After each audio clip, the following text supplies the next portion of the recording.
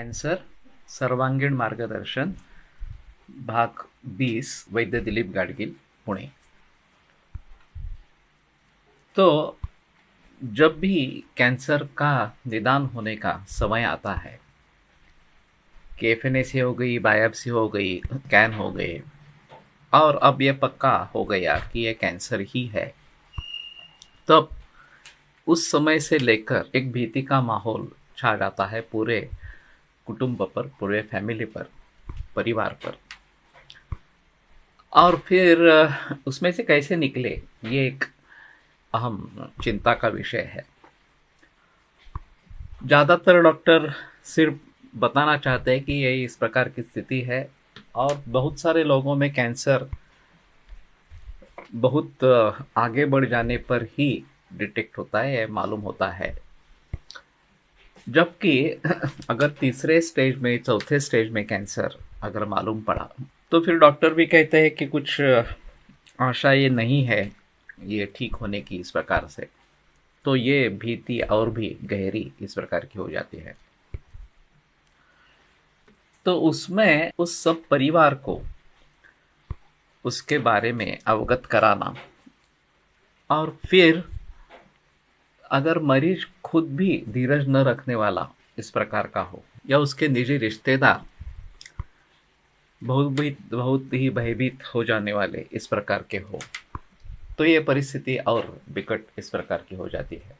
अभी लोगों को सिर्फ एक ही दृष्टिकोण मालूम है, जो आधुनिक वैद्य का दृष्टिकोण है कि हाँ, इस प्रकार से यहाँ ट्यूमर उत्पन्न हुआ है और उसके वजह से ये लक्षण हो रहे हैं, और फिर उस ट्यूमर को निकाल देना, सर्जरी करके केमोथेरेपी, रेडिएशन करना ही उसका उपाय है, बाकी उसका दूसरा कोई उपाय नहीं। और इसका कारण क्या है उसके बारे में तो बता नहीं सकते। कुछ किसी भी व्यक्ति को हो सकता है, किसी भी उम्र में हो सकता है, और ये सब करने के बावजूद कितनी यशस्विता होगी, कितने परसेंट ठीक होने के चांसेस है, उसके बारे में बताना काफ़ी मुश्किल इस प्रकार का होता है। तो ये जो भय का माहौल है वो जो छा जाता है पूरे परिवार पर, उसका बहुत बुरा असर होता है। हमारे यहाँ एक सूत्र है, विषादो रोगवर्धनानाम, असमर्थता भय कराणम। असमर्थता जो है कि अगर हम कुछ नहीं कर पाएंगे तो वो भय करने वाले भावों में सबसे अहम, सबसे श्रेष्ठ है। जब हमें ऐसा प्रतीत होता है कि हम कुछ नहीं कर पाएंगे, इसको नहीं बचा पाएंगे, रुग्ण भी सोचता है कि मैं नहीं बच पाऊंगा, और रिश्तेदार भी उसके सोचते हैं कि कुछ नहीं कर पाएंगे, भय ज़्यादा से ज़्यादा निर्माण होता है।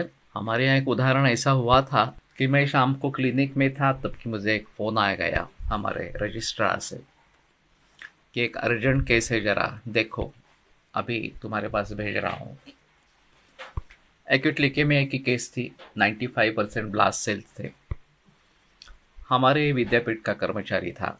तो जब वो आया तो हमने हिस्ट्री ले ली और कुछ दवाइयाँ दे दी उसको, और मैंने कहा कि आप विद्यापीठ में ही आओ, वहाँ आपको बहुत सस्ता रहेगा, मैं ही देखूँगा। तो मेरे यहाँ आने से पहले वो ऑन्कोलॉजिस्ट से मिल के आए थे, और ऑन्कोलॉजिस्ट ने बताया कि आप अगर 4 लाख रुपए भी खर्चा करते हैं तो भी आपके बचने का कोई चांसेस नहीं है। तो पेशेंट तो डिप्रेशन में चला गया, वो कुछ सोच ही नहीं रहा था, और उसकी आर्थिक स्थिति तो बिल्कुल अच्छी नहीं थी, कर्जे का बोझ था सर पे, लड़के पढ़ रहे थे, और फिर उसके भाई ने चंदा इकट्ठा करके उसको एक केमोथेरेपी दे दी। वास्तव में ऑन्कोलॉजिस्ट ने कहा था कि किसी का कुछ फ़ायदा नहीं है, केमोथेरेपी करने से भी कुछ फ़ायदा नहीं है, लेकिन फिर भी उसने उस परिस्थिति का फ़ायदा उठाया। तो इसके बारे में सोचना जरूरी है।